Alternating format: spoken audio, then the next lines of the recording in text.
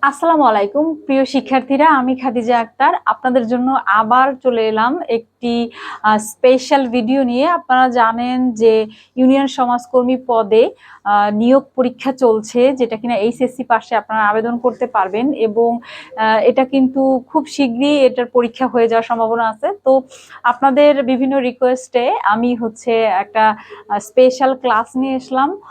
দেখেন, আপনাদের এই বিগত সালের যে প্রশ্নগুলো আছে, এই প্রশ্নগুলো যদি আপনি একটু ব্যাখ্যা সহ বা একটু বুঝে পড়েন, তাহলে কিন্তু অধিকাংশ কোশ্চেনই আপনারা উত্তর করতে পারবেন এবং অনেক কিছু কোশ্চেন হুবহু কমনও পড়তে পারে। তো চলে যাক, আমি আজকে ইংলিশ গ্রামারের একটা ক্লাস নিয়ে আপনাদের সামনে আসলাম। গ্রামার আমাদের এখানে যেহেতু মানে ইংরেজি গ্রামারের কোর্স আছে এবং আমরা যেহেতু এই যে ইউনিয়ন সমাজকর্মী কোর্সটা ভর্তি নিচ্ছি, এখানে আমি আপনাদের সাথে ইংরেজি ক্লাসে থাকবো।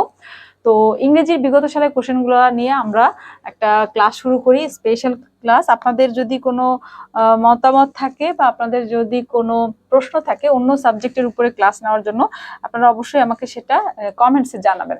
দেখুন, প্রথমে যে কোশ্চেনটা আমরা দেখতে পাচ্ছি, দে প্লে ফুটবল, এটা প্যাসিভ করতে বলেছে। 18 সালে এই কোশ্চেনটি এসেছিল। দেখেন, আমরা জানি অ্যাক্টিভ ভয়েসের যে সেন্টেন্সটা, সেটাকে যখন আমরা প্যাসিভ ভয়েস করব, তখন অ্যাক্টিভ ভয়েসের যেটা হচ্ছে ছিল, মানে অ্যাক্টিভ ভয়েসের যেটা সাবজেক্ট ছিল, সেটা হয়ে যাবে কিন্তু প্যাসিভ ভয়েসে যে একটা অবজেক্ট, এবং অ্যাক্টিভ ভয়েসের যেটা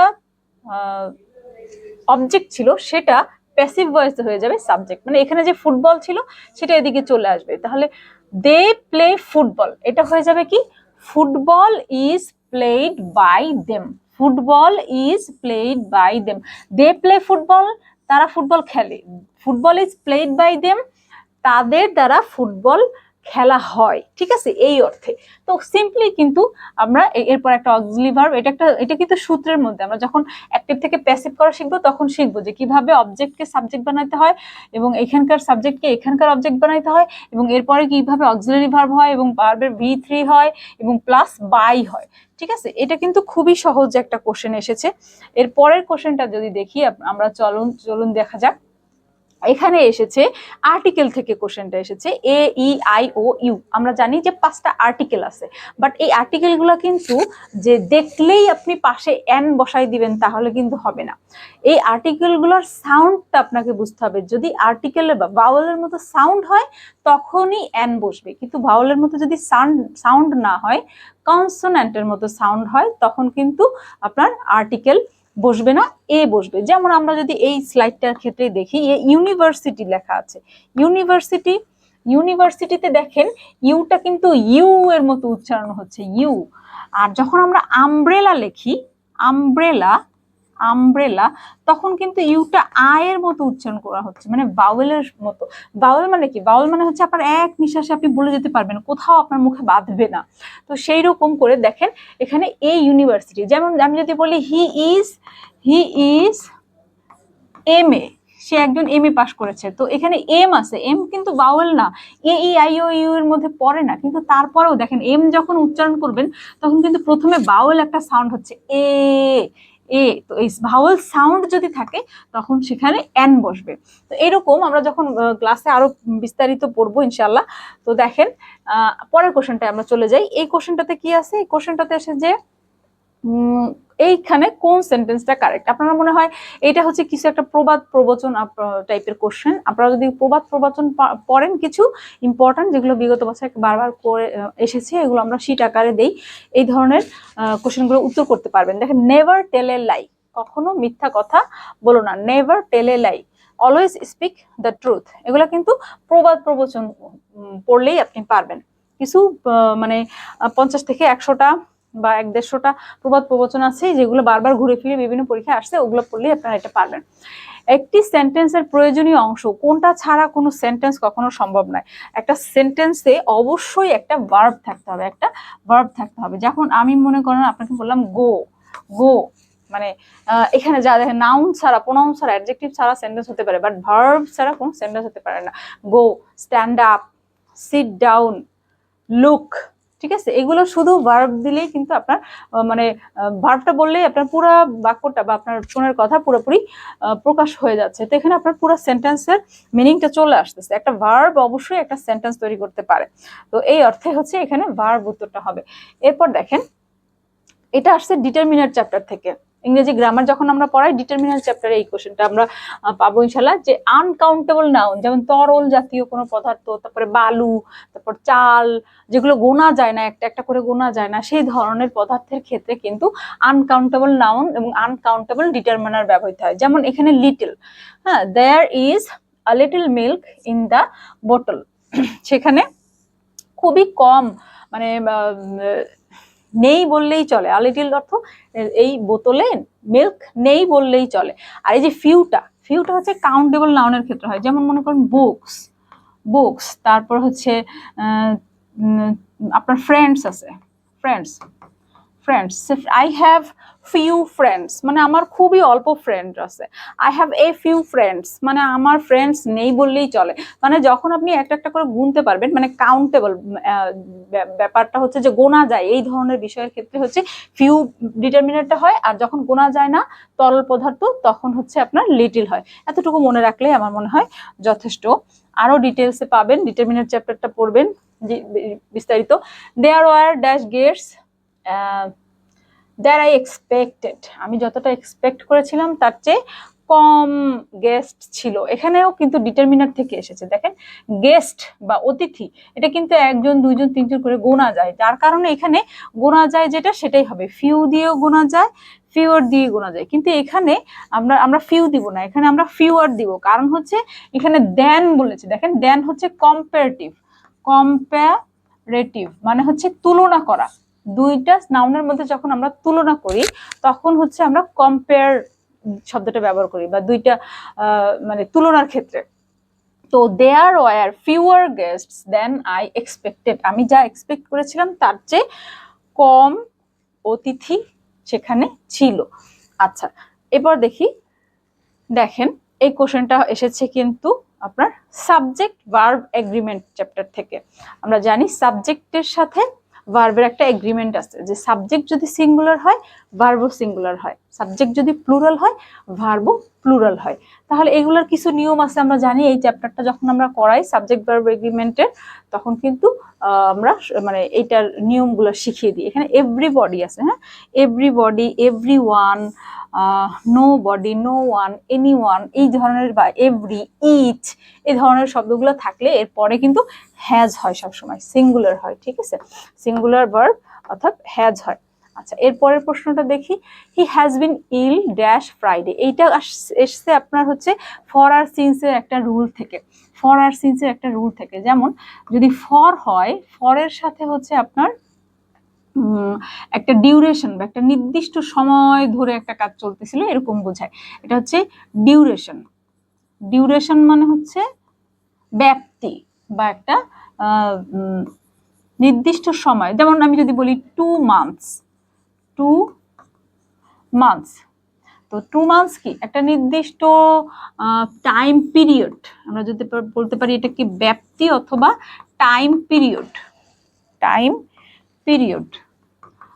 যদি বলি যে I have been playing for 2 hours, I have been reading for 1 hour, তার মানে হচ্ছে এই ফরের পরে একটা নির্দিষ্ট টাইম পিরিয়ড হবে। আর সিন্স যদি হয় সেক্ষেত্রে হচ্ছে এরপরে একটা পয়েন্ট অফ টাইম হবে, মানে পয়েন্ট অফ টাইম মানে একটা নির্দিষ্ট সময় থেকে কোনো একটা কাজ শুরু হয়েছে বোঝাতে। যেমন আমি যদি বলি I have been living in Dhaka since 2010, মানে আমি 2010 সাল থেকে হচ্ছে ঢাকা থাকছি। ঠিক আছে, তো নির্দিষ্ট পয়েন্ট অফ টাইম মানে কি, ঠিক 9 AM অথবা 2010 সাল থেকে। অথবা এখানে দেখেন, এখানে আই হ্যাভ বিন ইল, এখানে কি ফ্রাইডে লাস্টটা কি একটা কি ডিউরেশন বা টাইম পিরিয়ড। লাস্ট ফ্রাইডে মানে ফ্রাইডে লাস্ট, একদম যে ফ্রাইডেটা ছিল গত সপ্তাহের গত ফ্রাইডেতে থেকে আমি অসুস্থ, তাহলে এখানে কিন্তু টাইম পিরিয়ড বোঝায় না, একটা নির্দিষ্ট পয়েন্ট অফ টাইম বোঝা যায়। তাহলে এখানে সিন্স হবে না, I have been ill since last Friday last, since Friday last মানে একদম লাস্ট ফ্রাইডে থেকে আমি কিন্তু অসুস্থ, এখানে কোনো ব্যাপ্তি নেই। এই রুলটা জানলে আপনি ফর আর সিন্স থেকে যদি কোশ্চেন আসে আপনি কিন্তু সেটা উত্তর করতে পারবেন ইনশাল্লাহ। তো এর পরের কোশ্চেনটা আমরা চলে যাই। দেখেন, it was our policy to deal with the problems as they, এখানে ওয়াজ দেখেন এখানে পাস্ট টেন্স আছে, তাহলে এই ভার্বটার পাস্ট ফর্মটা হবে অ্যারাইজ, অ্যারোজ, অ্যারাইজেন। অ্যারোজটা হচ্ছে আপনার পাস্ট ফর্ম, ঠিক আছে, এখানে পাস্ট ফর্ম যেটা সেটা হচ্ছে পাস্ট টেন্সে আছে, তো ভার্বটারও পাস্ট ফর্ম হবে। এখানে দেখেন the father never approved of dash a foreigner, এখানে অ্যাপ্রুভড অফ হচ্ছে আপনার একটা অ্যাপ্রোপ্রিয়েট প্রিপোজিশন। তো এখানে যে প্রিপোজিশনটা আছে এই প্রিপোজিশনের পরে আপনার যে প্রোনাউনটা থাকবে সেই প্রোনাউনটার হচ্ছে অবজেক্ট ফর্ম হবে। অবজেক্ট ফর্ম এখানে হি বা শি এর মধ্যে অবজেক্ট ফর্ম হচ্ছে হার, ঠিক আছে, এটা হচ্ছে object form. Approved of her ম্যারিং a foreigner, her ম্যারিং a foreigner. অথবা আপনি এইটাও এভাবেও শিখতে পারেন যে এখানে একটা প্রিপোজিশন আছে, তো এই এটার হচ্ছে আপনার প্রিপোজিশন এবং জিরান্ডের মাঝখানে হচ্ছে অবজেক্ট ফর্ম হয় প্রোনাউনের, এভাবেও আমরা বুঝতে পারি। আচ্ছা, পরের কোশ্চেনটা দেখি। Fear of the police made the thief dash away, এখানে দেখেন মেড, এটা মেড সামওয়ান ড্যাশ মানে কাউকে কোনো কিছু করতে বাধ্য করা বোঝালে মেড দিয়ে হচ্ছে এই ধরনের সেন্টেন্স করে বাধ্য করা বোঝাতে। That I made him go, I made him go, আমি তাকে যেতে বাধ্য করলাম, এইটা বোঝাতে হচ্ছে মেড দিয়ে সেন্টেন্স তৈরি করা হয়। তো মেড হিম রান হবে এখানে, হ্যাঁ রান হবে। পরের স্লাইডে চলে যাই আমরা, এটা তো পড়লাম। Our country is facing a severe environmental crisis that needs to be mitigated. এটা একটু মানে ভোকাবুলারি জানা বা আপনার একটু এটা একটু হার্ড লেভেলের কোশ্চেন, মানে এইচএসসি পাসের জন্য হলেও যদি আপনার ভোকাবুলারি বেস ভালো থাকে তাহলে কিন্তু এই ধরনের একটা কোশ্চেন আসলেও আপনি পারবেন বা প্র্যাকটিস করলে পারবেন। The active form of let it be done, এটা এসেছে কোথায়, সেই অ্যাক্টিভ প্যাসিভ থেকে আসছে।